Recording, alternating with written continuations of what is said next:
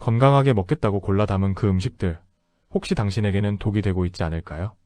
항염식품이 오히려 몸을 망가뜨릴 수 있다는 사실, 지금 이 영상을 보기 전까지는 아마 아무도 알려주지 않았을 겁니다. 오늘 이 영상 하나로 당신의 건강 상식이 완전히 뒤집힐 수 있습니다. 끝까지 보지 않으면 반드시 후회합니다. 항염식품 한 번쯤 들어보셨죠? 염증을 줄여서 각종 질환을 막아준다는 식품들 말입니다. 건강한 식단의 핵심이라고 불리는 것들이에요. 고등어, 견과류, 토마토, 통곡물, 다크초콜릿, 올리브오일. 들어보니 다 익숙하죠? 우리가 건강하다고 굳게 믿어온 바로 그 음식들입니다. 그런데 여기서 충격적인 반전이 있습니다. 이 음식들이 어떤 사람들에게는 두드러기, 호흡곤란, 소화장애, 심하면 쇼크까지 일으킬 수 있다는 겁니다.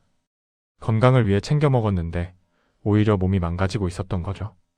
지금부터 하나씩 파헤쳐 보겠습니다. 첫 번째는 고등어입니다. 등 푸른 생선의 대표주자죠.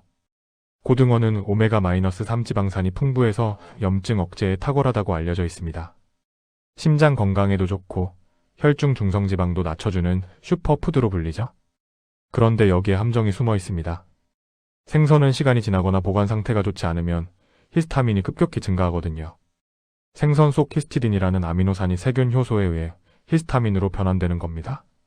히스타민에 민감하거나 이를 분해하는 효소인 디아민 산화효소가 부족한 사람에게는 심각한 문제가 될 수 있습니다. 두드러기, 복통, 구역감, 심한 경우 두통까지 나타날 수 있거든요. 건강하려고 먹은 고등어가 두드러기의 원인이 됐다면 정말 황당하지 않습니까? 마트에서 고등어를 살 때 반드시 신선도를 확인해야 하는 이유가 바로 이겁니다. 두 번째, 견과류입니다. 건강 간식의 대명사죠. 호두와 피스타치오는 대사 건강에 도움을 주는 영양소가 풍부합니다. 불포화지방산, 비타민이, 마그네슘까지 들어있어 한 줌이면 충분하다는 말이 있을 정도죠. 건강 유튜브, 건강책, 어디서나 추천하는 음식입니다.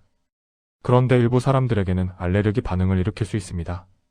심한 경우에는 호흡기 증상이나 아나필락시스, 즉 전신 알레르기 쇼크로까지 이어질 수 있거든요. 꽃가루 알레르기가 있는 분들은 특히 주의해야 합니다. 견과류를 먹은 뒤 입안이 가렵거나 따끔거리는 느낌이 드셨다면 그게 바로 구강 알레르기 증후군의 신호입니다. 아무렇지 않게 먹어온 견과류 한 봉지가 사실은 위험 신호를 보내고 있었던 거예요. 잠깐 여기서 더 충격적인 이야기가 나옵니다. 세 번째는 토마토와 고추입니다. 항산화 성분이 풍부하고 빨간색 음식이 몸에 좋다는 말 많이 들어보셨죠? 맞는 말입니다. 대부분의 사람에게는요.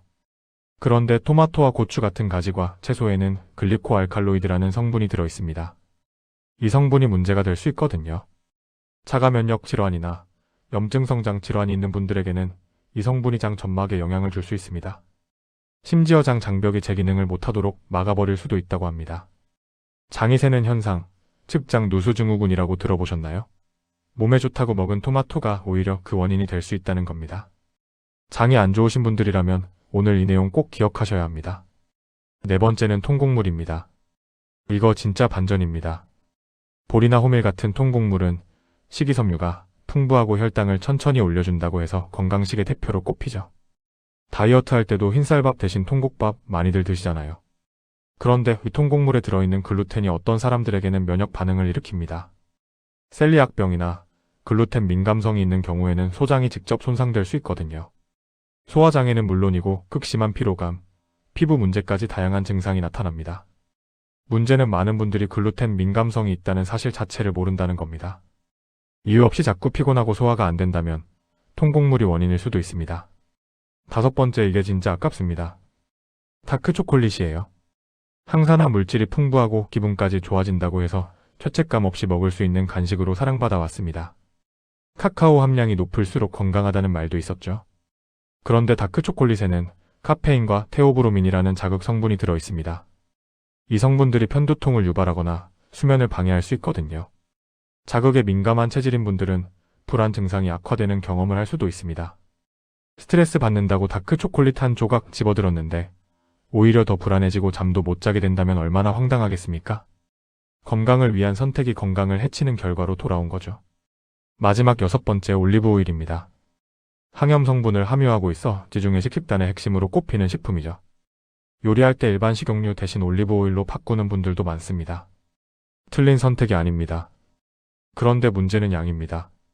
건강한 지방이라고 해도 열량은 높거든요. 올리브 오일은 소량만 먹어도 상당한 칼로리를 섭취하게 됩니다. 건강에 좋다는 생각에 듬뿍 넣다 보면 총 섭취 칼로리가 순식간에 높아집니다. 다이어트 중인데 체중이 안 빠진다면 혹시 올리브 오일을 너무 많이 쓰고 있는 건 아닌지 확인해 보세요. 좋은 음식도 과하면 독이 됩니다. 자, 이제 정리해 드릴게요.